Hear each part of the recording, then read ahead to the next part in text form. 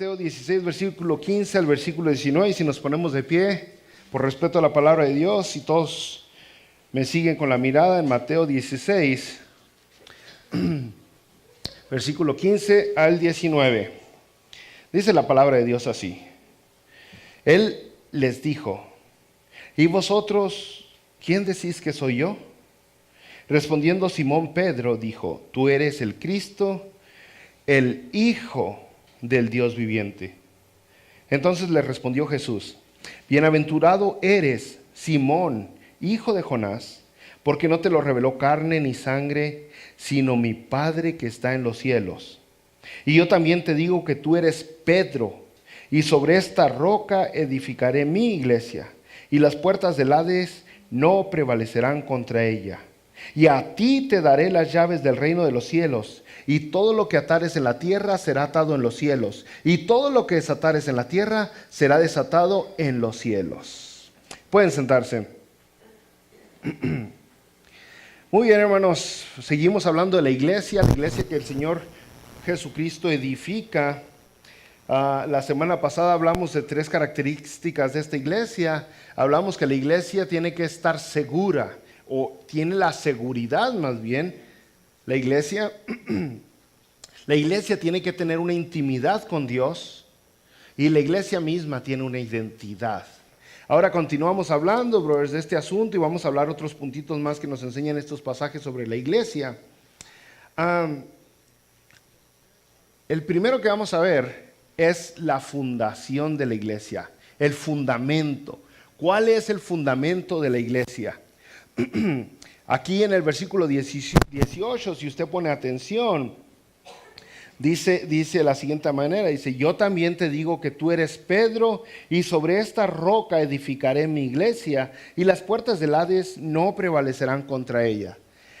Este es un pasaje un tanto controversial, hermanos, ya que la Iglesia Católica afirma que por este pasaje que acabamos de leer, se le da la autoridad a Pedro, y por lo tal Pedro se convierte en el primer papa, pues él es la roca. Pedro es la roca en la cual la iglesia está edificada, y de ahí viene la sucesión papal. A lo que el cristiano protestante, por eso es protestante, protestó y dijo: no, para nada. Lo que está diciendo aquí Jesucristo es de que la declaración que hizo Pedro, que le dijo Pedro a Jesucristo en el versículo 16, le dijo: tú eres el Cristo, el Hijo del Dios viviente. Esa declaración es la roca de la iglesia. Y entonces ha habido un pleito. En lo que no nos peleamos es de que, lógicamente, la iglesia está sobre una roca. Eso no hay duda. La iglesia está sobre una roca. La fundación de la iglesia es una roca. Dijo Jesucristo: sobre esta roca edificaré mi iglesia. Ahora, la palabra de Pedro significa, si lo traducimos, significa piedra. La palabra de Pedro, ¿no? De griego al español es piedra. Ahora, la palabra de Pedro, que en griego es Petros, es Pedro. Petros es el masculino de piedra. Gracias a Dios nosotros tenemos un español bien bonito que distingue casi todo entre masculino y lo que no es masculino. A la piedra para nosotros es femenino. Entonces el masculino de piedra sería Piedro para nosotros. Se oye raro, ¿eh? Piedro. Eso es lo que es el nombre de Petros. Ahora le dice Jesucristo: y tú eres piedra, y sobre esta roca edificaré mi iglesia. Ahora ya es su otra palabra Jesucristo, y en el original le dice: tú eres Petros, y sobre esta Petra edificaré mi iglesia. Y Petra es el nombre regular de piedra. Tú eres Petros, y sobre esta Petra edificaré mi iglesia. Entonces el asunto está en que hay ciertas personas que se aferran a que la iglesia está fundada sobre Pedro. Pues le está diciendo Pedro, y es lo que se entiende más claro. Le está diciendo: tú eres una piedra, y sobre una piedra voy a edificar mi iglesia. Y hay otros hermanos que van a decir: no, para nada.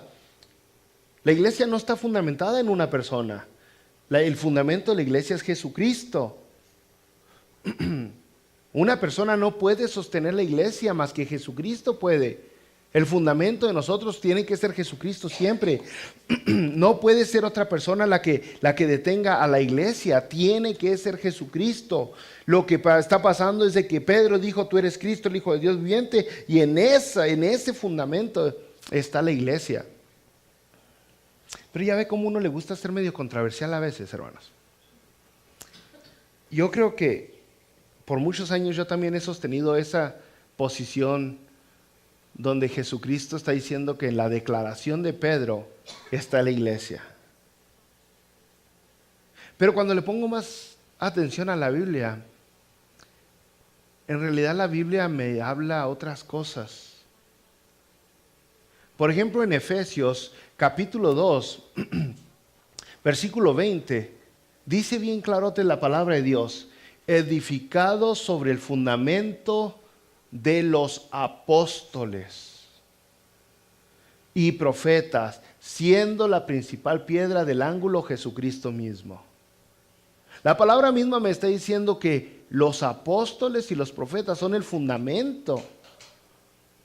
Eso es lo que me está enseñando aquí la palabra de Dios, edificado sobre el fundamento de los apóstoles y los profetas. Este versículo nos está diciendo lo que no queremos que nos diga Mateo capítulo 16. En Mateo capítulo 16 el cristiano está corriendo, está huyendo de que diga Jesucristo que Pedro es la roca de la iglesia. Pero ahora volvemos a Efesios y Efesios nos dice lo mismo. Efesios nos está diciendo que Jesucristo junto con los apóstoles son el apóstol de la iglesia, son la fundación de la iglesia. Y nos metemos así como: ay no, pastor pecaminoso, ¿qué está diciendo? Jesucristo es el único, el mismo. Hoy mismo en la mañana en la escuela dominical hablábamos sobre compartir a Jesucristo. Sobre compartir a Jesucristo. Y en esa clase yo les explicaba que no necesita Dios ser defendido. Dios no necesita que lo defendamos. Dios lo que quiere es que lo compartamos. Y si no hay gente que comparta a Jesucristo, entonces Jesucristo no es compartido. El apóstol Pablo dijo: ¿y cómo creerán si nadie les predica? ¿Cómo creerán? ¿Y cómo irán estos si nadie los envía? Necesita haber alguien que comparta a Jesucristo. Ahora aquí Pedro está teniendo una revelación de Jesucristo, donde Jesucristo le dice, y está bien fácil entender, ya ves a veces cómo le hacemos, nosotros muchas veces leemos la palabra de Dios y está tan clara, pero luego viene alguien y nos dice, no, lo que quiere decir es otra cosa. Y tanto ha sido que parece que la Biblia está en códigos. Es un mensaje secreto, parece ser, porque algunos religiosos se aferran a que la Biblia no dice lo que dice porque le intentamos cambiar que diga otra cosa. Pero yo veo aquí bien claro que dice Jesucristo, y tú eres Pedro, y sobre esa roca edificaré mi iglesia. Y mucha gente dice, no dice eso. Sí dice. Lo puso bien claro. ¿Para qué le va a decir, tú eres Pedro? Todos sabían quién era Pedro. ¿Para qué le hace la afirmación de quién es el que es?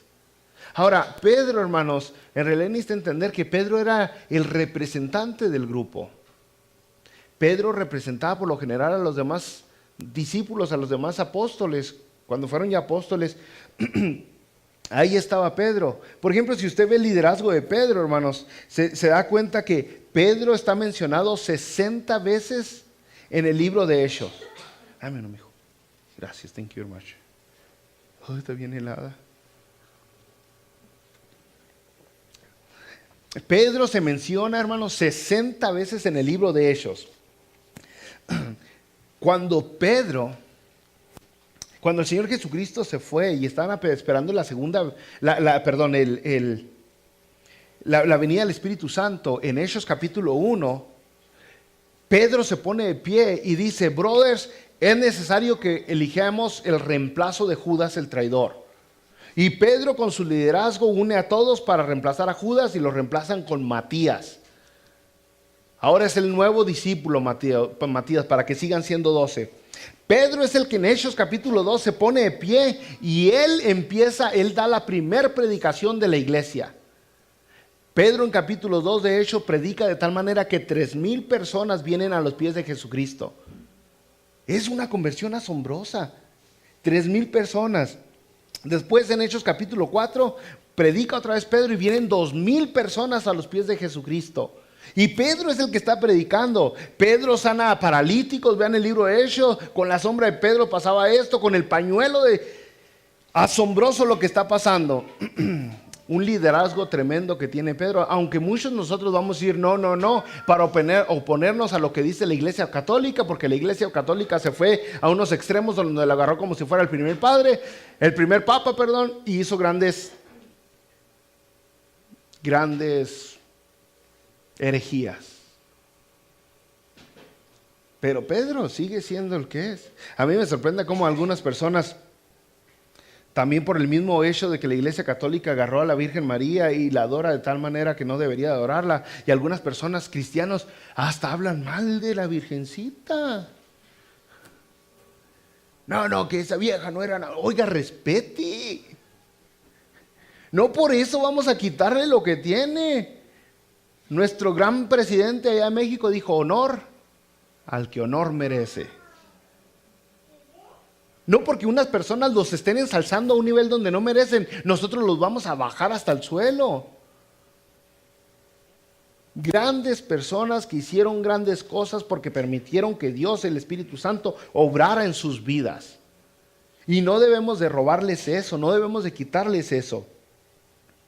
Ahora, si nosotros vamos otra vez en la palabra de Dios, a Hechos capítulo 2, versículo 42, y me le mueves ahí por favor la computadora, vamos a darnos cuenta que dice así, en Hechos 42, y perseveraban en la doctrina ¿de quién? De los apóstoles, en la comunión unos con otros, en el partimiento del pan y en las oraciones. ¿En cuál doctrina perseveraban? La de los apóstoles. El apóstol era aquella persona que iba a lugares donde nunca se había predicado y ponía el fundamento, el evangelio lo ponía. Este es Jesucristo. Nosotros estamos en pecados. Jesucristo, mientras nosotros aún éramos pecadores, Él murió por nosotros. Ahora podemos aceptarle y confesarle y tener vida eterna. Eso es lo que hacía el apóstol. Iba a lugares donde nadie había predicado y presentaba el evangelio. El apóstol no iba a lugares y empezaba a pelear con pleitos eclesiológicos, doctrinales y mal. Él simplemente se enfocaba en poner el fundamento, que es Jesucristo es el Señor. Él es el Señor. ¿No se han fijado que algunas personas no quieren hablar de eso? Quieren hablar de otras cosas. No, pero debemos usar aretes. No, sí, pero debemos usar vestido. No, sí, pero las mujeres deben de usar pantalón. No, sí, pero se deben de peinar. No, sí, pero corbata. No, sí, pero nos debemos de bautizar en el nombre del Padre, el Hijo, o nomás en el nombre de Jesús. No, pero se debe festejar la Navidad. Oye, el fundamento, si no estamos de acuerdo en que Jesucristo es el Señor, ¿para qué vamos a discutir sobre otras cosas? ¿Para qué vamos a hablar de las demás cosas? No me distraigas con que si el infierno, con que si esto. Vamos a hablar lo que es el fundamento, que es Jesucristo es el Señor. Y el que está poniendo ese fundamento es aquella persona que está llevando el mensaje. Entonces, el que empezó a poner el fundamento, cuando Jesucristo le dijo: yo te digo que tú eres Pedro y sobre esta roca edificaré mi iglesia, fue Pedro. Y fueron los discípulos, el resto de ellos, fueron los que empezaron a poner ese fundamento. Ellos comenzaron. Ahora nosotros edificamos sobre lo que ellos ya pusieron. Es lo que dice Efesios. No ponemos un fundamento nuevo. No les damos una nueva revelación. Sobre lo que ellos ya enseñaron es sobre lo que nosotros enseñamos. Fíjese, aquí mismo en la escritura de Mateo capítulo 16, en el versículo 17, el Señor Jesucristo le dijo: bienaventurado eres, Pedro, porque no te lo reveló carne ni sangre, sino ¿quién se lo reveló? sino Dios te lo reveló. Vuestro Padre Celestial que está en los cielos fue el que te lo reveló.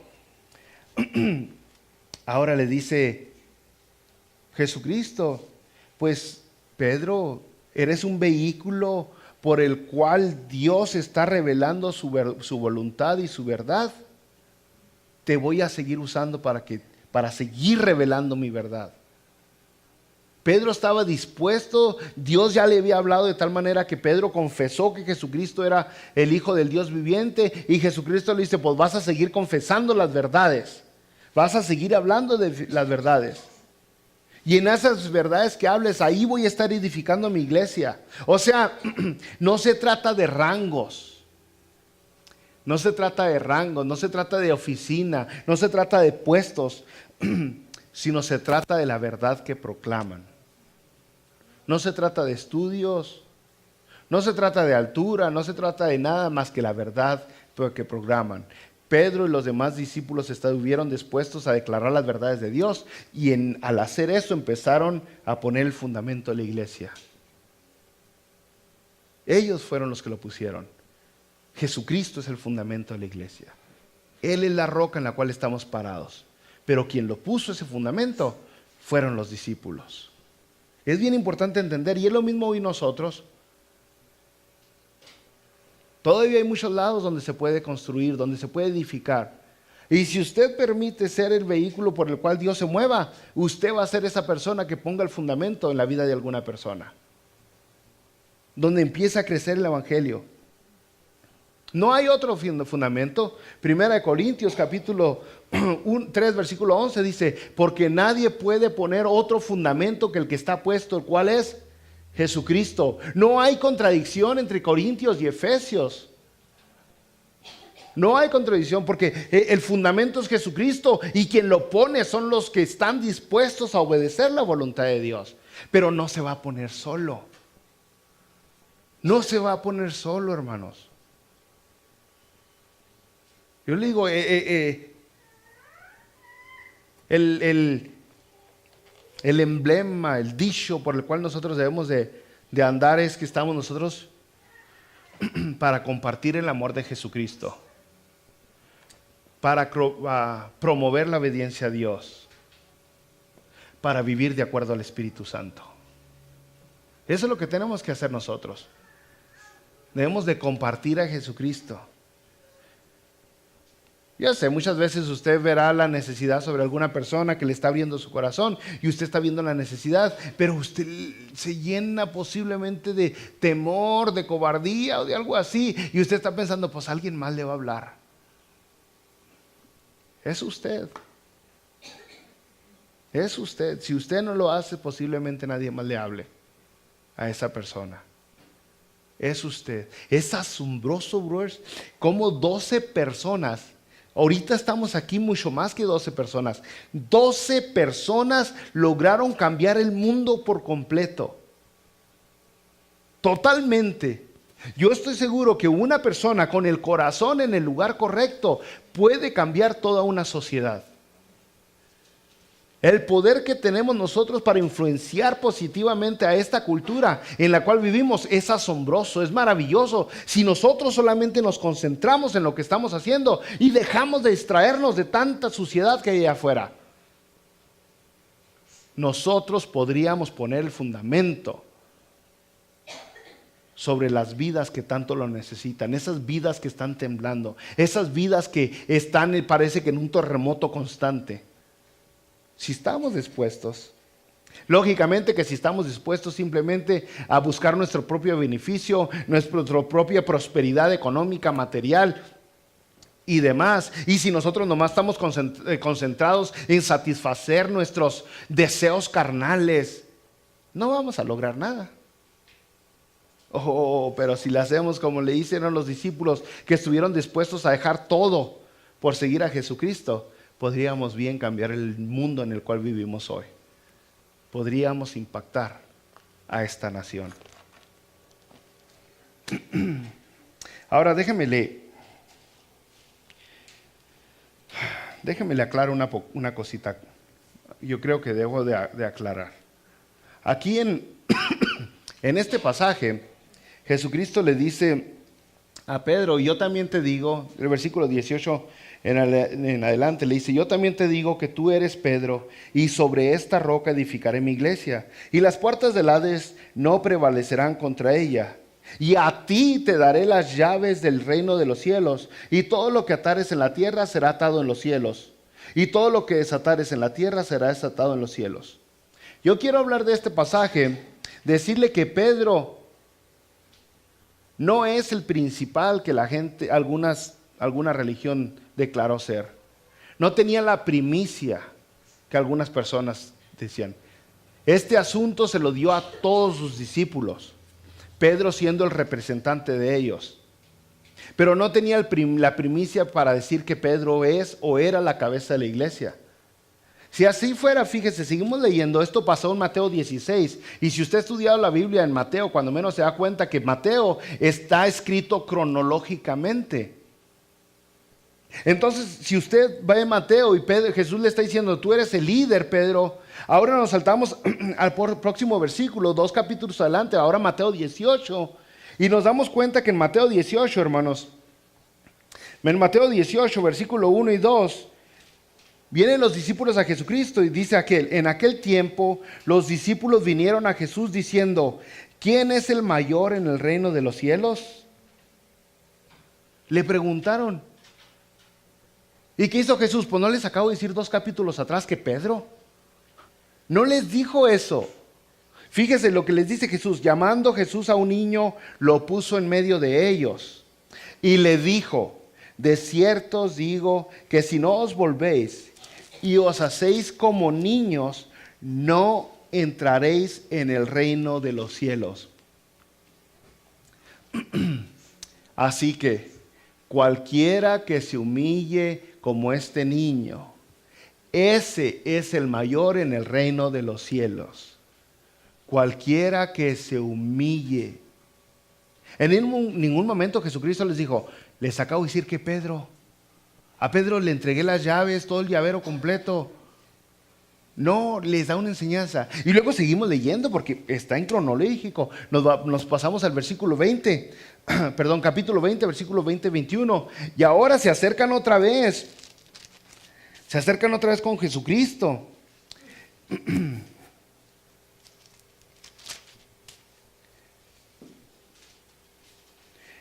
Y dice así, Mateo 20-21. Entonces se le acercó la madre de los hijos de Zebedeo con sus hijos, postrándose ante él y pidiéndole algo. Él le dijo, ¿qué quieres? Ella le dijo, ordena que en tu reino se sienten estos 2 hijos míos, el uno a tu derecha y el otro a tu izquierda. La señora quería que sus hijos fueran los líderes. Y luego Jesucristo da una enseñanza tremenda, asombrosa la enseñanza. Pero en ningún momento Jesucristo le dijo, ya te dije que iba a ser Pedro mujer. No le dice eso. No hay preeminencia en Pedro con respecto a los demás discípulos. Ahora, si seguiremos leyendo la palabra de Dios y nos vamos a ver qué es lo que dijo Pedro, pues qué pensará Pedro de este asunto, hermanos. Y nos vamos hasta primera de Pedro, capítulo 5, de versículo 1 al versículo 5.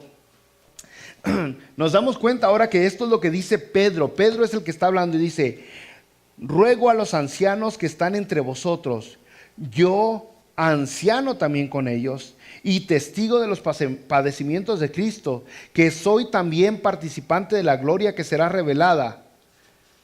¿Qué les ruega? Y empieza en el versículo 2.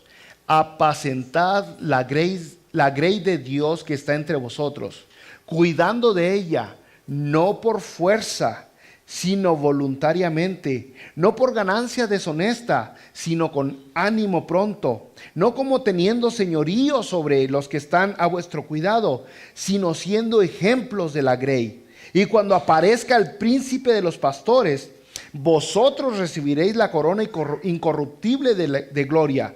Igualmente, jóvenes, estad sujetos a los ancianos y todos sumisos unos a otros, revestidos de humildad, porque Dios resiste a los soberbios y da gracia a los humildes.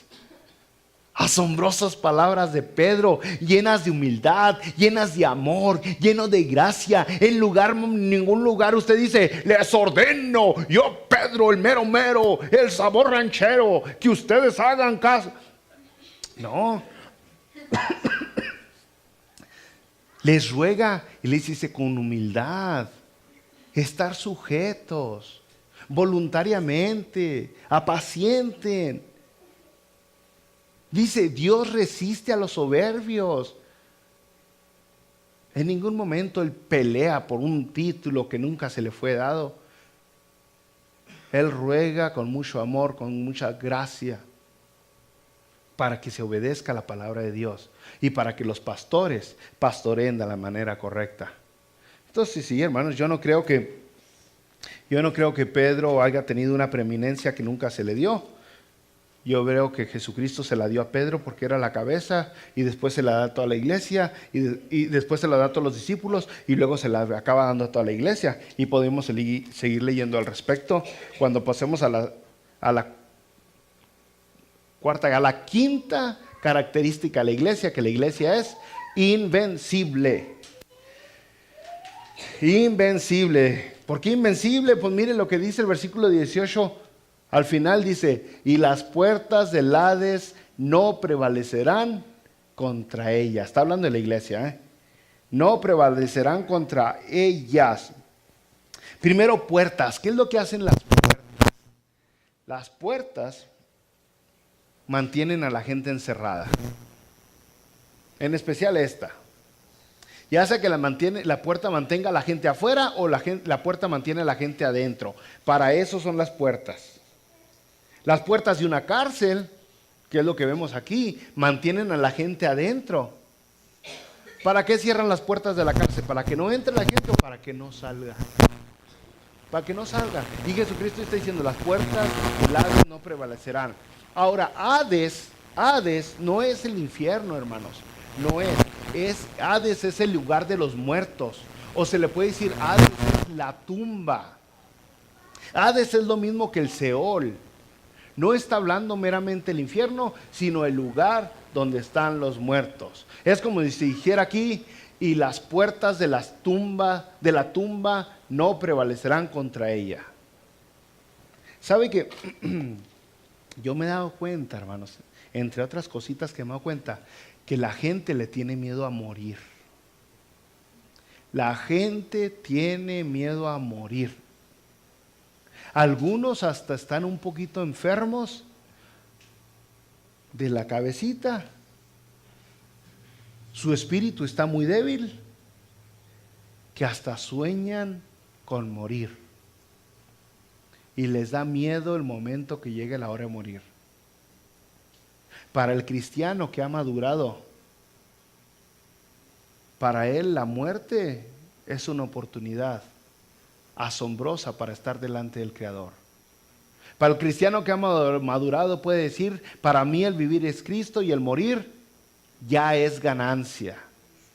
Pero para las demás personas, hermano, no, la muerte es una cosa horrible.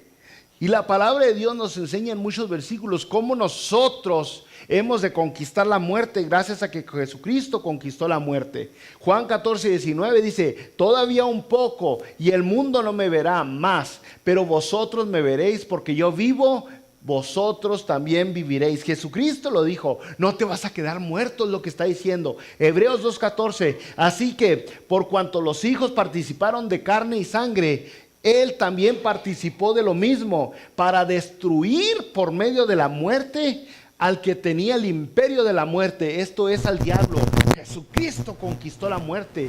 Es lo que está diciendo. Hechos 2:24, al cual Dios levantó, suelto los dolores de la muerte, por cuanto era imposible por ella. Jesucristo es el único líder religioso que murió. Los demás muertos. Jesucristo no está muerto, Él está vivo y quiere vivir en su corazón. Ahora viene el pasaje impresionante, asombroso del apóstol Pablo en 1 Corintios capítulo 15:55. ¿Dónde está, oh muerte, tu aguijón? ¿Dónde, oh sepulcro, tu victoria? No le tenga miedo a morir. Y llegamos a Apocalipsis 1:18 y dice, y el que vivo y estuve muerto, mas he aquí que vivo por los siglos de los siglos. Amén. Y tengo las llaves de la muerte y del Hades. No miedo.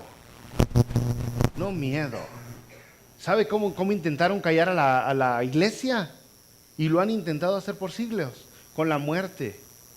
Agarrar a un cristiano y ponerlo en medio del pueblo donde todo el mundo lo vería y decir, este cristiano, este va a morir porque es cristiano, y todos los demás véanlo para que aprendan y para que no se hagan cristiano. Quémenlo o córtenle la cabeza o que se lo coman las fieras, pero de esa manera asustamos a toda la gente y ya no se hace cristiano. ¿Y sabe qué? Quemaban un cristiano y salían 20 más. La muerte no venció a la iglesia.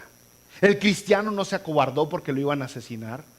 ¿Por qué se va a acobardar a uno ahora? Porque hoy si digo que soy cristiano en el trabajo me van a hacer burla, me van a cotorrear, me van a decir cristianito. Si la muerte no me asusta, no me van a asustar la burla de estas otras personas. Jesucristo dice, las puertas del Hades no van a prevalecer contra la iglesia. Es invencible la iglesia. La iglesia de Cristo va a permanecer, va a continuar. Y sigue y sigue.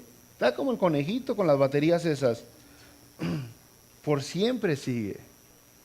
Así que hermano, cuando usted empieza a sentir, hoy somos poquitos en la iglesia. No, hermanos, esta es una parte de la iglesia del Señor Jesucristo.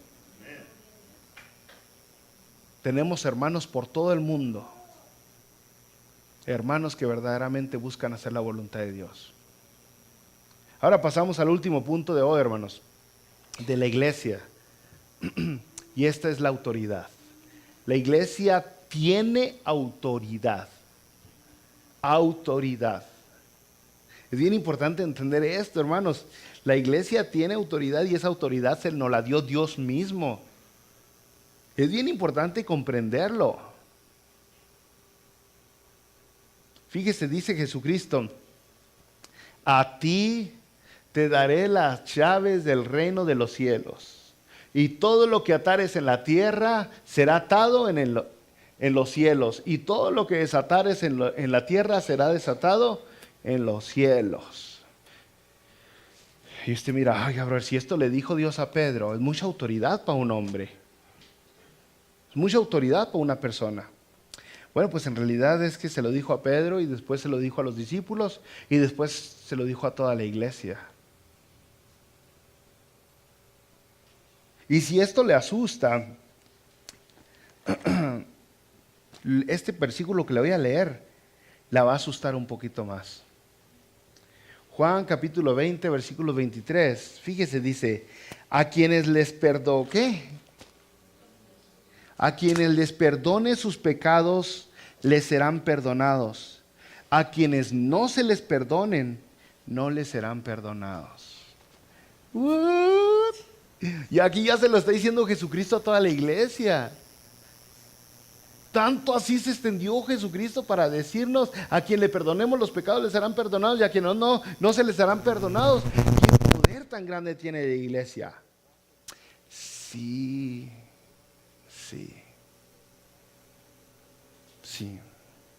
Un poder asombroso. Un poder maravilloso que tiene la iglesia para salvar vidas. O para simplemente ignorarlas y dejarlas que sigan en el camino al infierno. Un poder asombroso que tiene usted para alcanzar almas y traerlas a la salvación y que alcancen la vida eterna.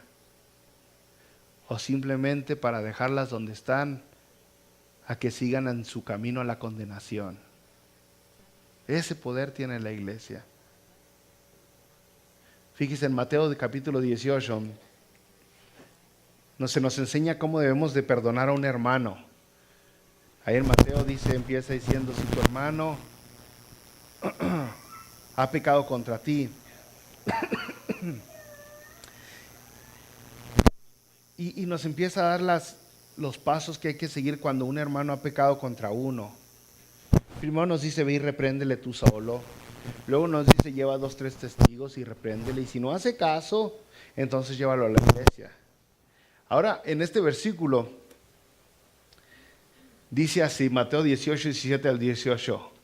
Ya cuando va a la iglesia, dice, se niega a hacerles caso a ellos. Díselo a la iglesia. Y si incluso a la iglesia no le hace caso, trátalo como si fuera un incrédulo o un renegado. Les aseguro que todo lo que ustedes aten en la tierra quedará atado en el cielo, y todo lo que desaten en la tierra quedará desatado en el cielo. Poder asombroso. Yo por eso no entiendo por qué las personas no quieren enfrentar. Cuando las personas andan quejándose, ay, pues es que aquella hermana está haciendo esto malo. Le digo, hermana, vamos a hablar con ella. No. ¿Por qué no? Hablando es como se solucionan los problemas. Porque es que la gente se enoja cuando los enfrento, cuando los encaro. Si son los pasos que me da la Biblia en Mateo 18, cuando andan con sus pleitos, cuando andan con sus pecados, cuando alguien está diciendo, ay, es que le presté dinero a tal hermano y no me paga, pues vamos a hablar con ellos, porque eso es lo correcto. Andar diciéndole a todo mundo que le prestó a una persona y no le paga, no es lo que la Biblia nos enseña. Vamos a hablar con la persona. Esos son los pasos. Pero luego nos dice, si no les hace caso, ténganlo por gentil y publicano, como por pecador. No, y hay otra parte en el libro de Corintios donde dice, donde están unas personas están pecando, y luego dice, échenlo a Satanás. Así le dice la Biblia, el apóstol a la iglesia, échenlo a Satanás. Poder asombroso, hermanos. Pero ¿sabe qué? Esta es la iglesia de Jesucristo. Está hablando de las personas que verdaderamente aceptaron al Señor Jesucristo como su Señor y Salvador. Está hablando de esas personas que lo aceptaron verdaderamente, por lo tal lo obedecen. Por lo tal viven una vida intentando agradar a Dios. No está hablando de aquellas personas que pretenden ser cristianos, sino los que verdaderamente son cristianos. No está hablando de las personas que hablan bonito y que motivan a las multitudes. No, está hablando de las personas que tienen una relación personal con Dios. Déjeme, se lo pongo así. Creo que el martes hablamos poquito de esto. No sé cuántos de ustedes conozcan a un hombre muy musculoso que se llama Sylvester Stallone. ¿Sí lo conocen? ¿Lo han visto ese hombre? ¿Sabía que ese hombre y yo tenemos los mismos músculos? Tenemos la misma cantidad de músculos, no más que él los tiene un poquito más desarrollados.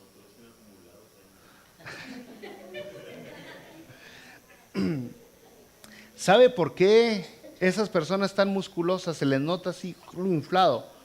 Porque lo trabajan. Porque lo trabajan los músculos. Exactamente. ¿Sabe por qué hay personas que aguantan corriendo mucho tiempo y pueden correr en maratones y demás? Porque corren seguido. No es que usted no pueda, es que no lo hace. Cuando decimos, hermanos, déjeme ser personal con esto, es que es muy importante que lo entienda. Cuando los cristianos decimos todos estamos igual de cerca de Dios, yo casi le digo que la mitad es verdad. La mitad es verdad, porque todos podemos estar igual de cerca de Dios. Pero como no todos ejercitan su fe, no todos están donde deberían de estar. Hay personas que tienen una fe muy débil porque no la ejercitan. Es lo mismo que con uno que levanta pesas y hace todo eso y está muy musculoso porque lo hace. Y el otro, como yo, no, porque no lo hace. Y podría decir alguien, pues los dos tienen los mismos músculos, la misma cantidad de músculos, sí. Y no. Hay personas que si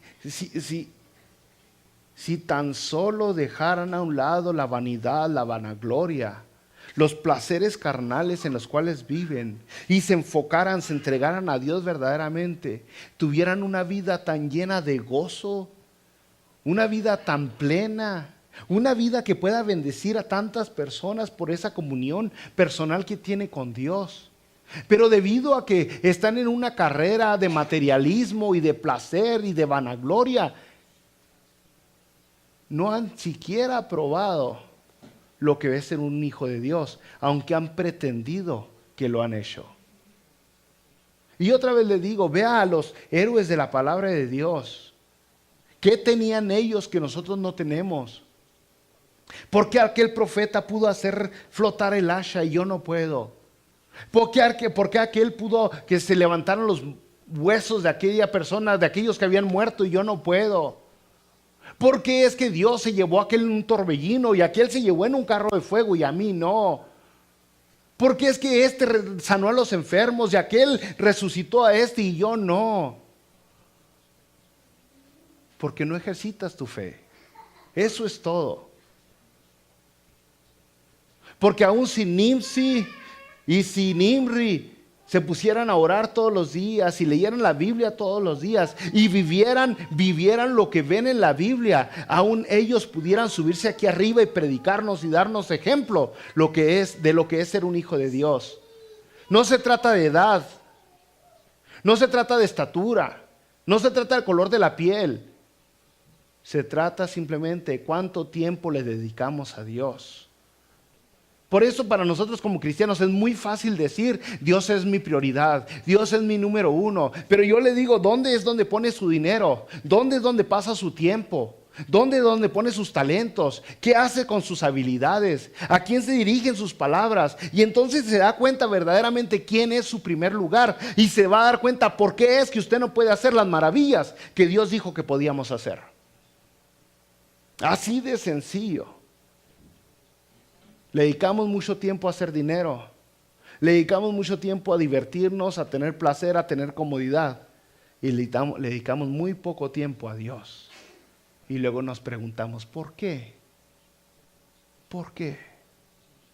Si quiere, cálele. Haga lo mismo con sus alimentos. Haga lo mismo con los alimentos. El tiempo que le dedica a Dios, que sea lo mismo que puede comer. Y vamos a ver quién pierde peso. A darse cuenta que a veces es muy poquito el tiempo que nos pasamos con Dios. Y a veces venimos a la iglesia y estamos ansiosos que no se acabe el servicio. Pero hermanos, la verdad es que Dios nos ha dado la habilidad de poder hacer maravillas con este mundo, poderlo transformar como lo hicieron los 12 discípulos. Y esa oportunidad simplemente la aventamos por la ventana. Que se vaya. Porque yo lo que quiero es un carro nuevo, porque yo lo que quiero es casa nueva, porque yo lo que quiero es X, a esto, eso y aquello. Y nos desenfocamos en Dios. Podemos cambiar el mundo si verdaderamente a Dios lo ponemos en primer lugar. Si verdaderamente Dios es Dios en nuestras vidas, podríamos empezar impactando a nuestra familia de una manera asombrosa. ¿Pero por qué no lo hacemos? Porque nos han engañado. Porque los mismos pastores nos han dicho, todos estamos igual de cerca de Dios. Usted está tan cerca de Dios como yo. Y es una mentira muy grande. Si usted no ora, si usted no ayuna, si usted no se pasa tiempo con Dios, no está cerca de Dios. Esa es la verdad. Aceptar a Jesucristo como Señor y Salvador es más que declararlo, es vivirlo. Vivirlo a diario, constantemente. Le digo, a mí de las personas que más me hacen enojar aún en el día de hoy son los religiosos. Religiosos, y le puedo poner un montón de ejemplos. Religiosos que se la llevan peleando por motivos eclesiológicos, por doctrinas secundarias, por profecías que ni ellos mismos entienden. Y le van a decir, no, la profecía dice, y la profecía dice. Hermano, esa profecía fue escrita para que tú entiendas que tienes que tener una revelación con Dios, porque Dios ya tiene planeado lo que va a hacer con este planeta. No es para que te bofes de que tú sabes algo que los demás, es para que tú mismo vivas una vida exitosa en el camino del Evangelio. No es para que te hagas arrogante, creído ni religioso. Y entonces vamos a poder cambiar el mundo. Entonces,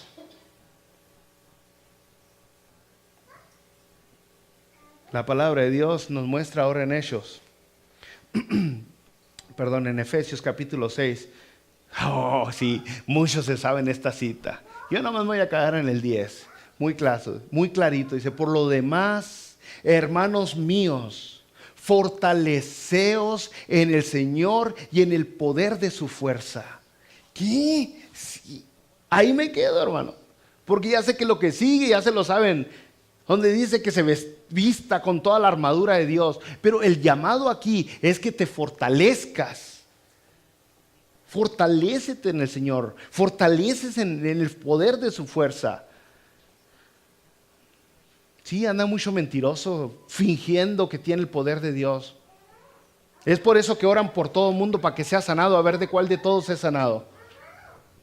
Es por eso que no saben distinguir la diferencia entre la voluntad de Dios y la voluntad de una persona. Cuando usted tiene una relación con Dios, usted sabe lo que Dios está autorizando. Usted sabe.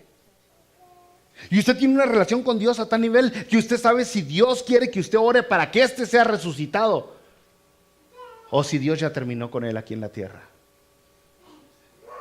Usted tiene una relación con Dios a tal nivel que usted sabe si puede orar para que el cáncer de esta persona sea quitada o que continúe así.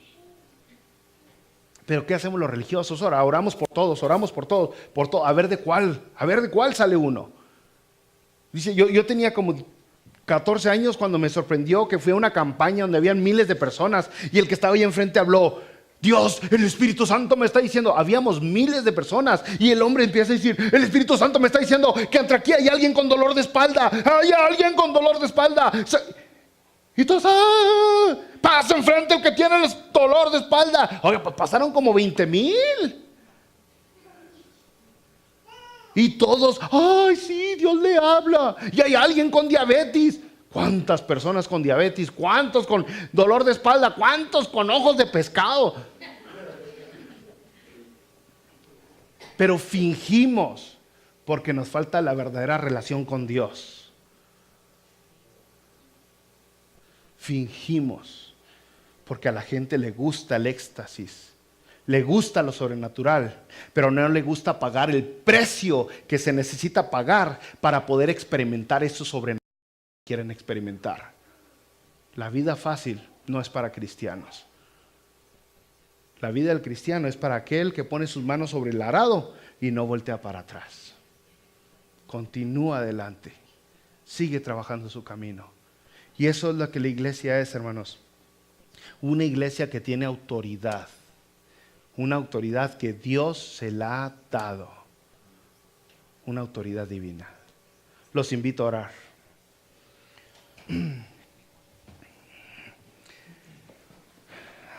Padre, en el nombre de Jesucristo, te doy gracias por estas 2 semanas que hemos visto la iglesia que tú edificas, la iglesia con las características que tú le has dado. Ahora, Padre, permita que esto lo podamos hacer personal y que podamos entender que muchas veces los que fallamos somos nosotros en nuestra pobre relación contigo. Y es por eso que la iglesia parece tan débil, porque los cristianos no tienen la prioridad que debes de ser tú. Y ayúdanos para que cada uno de nosotros individualmente te pongamos verdaderamente en el primer lugar, donde tú vas, Dios. Donde no nos duela el dinero que te dedicamos, el tiempo que te damos. Donde no nos duela, Señor, el tiempo que pasamos predicando tu evangelio. Donde lo vemos todo como ganancia. En el nombre de Jesucristo te ruego que tú trates con cada una de las personas de una manera personal, de una manera íntima. Alabado sea siempre en Cristo Jesús. Amén.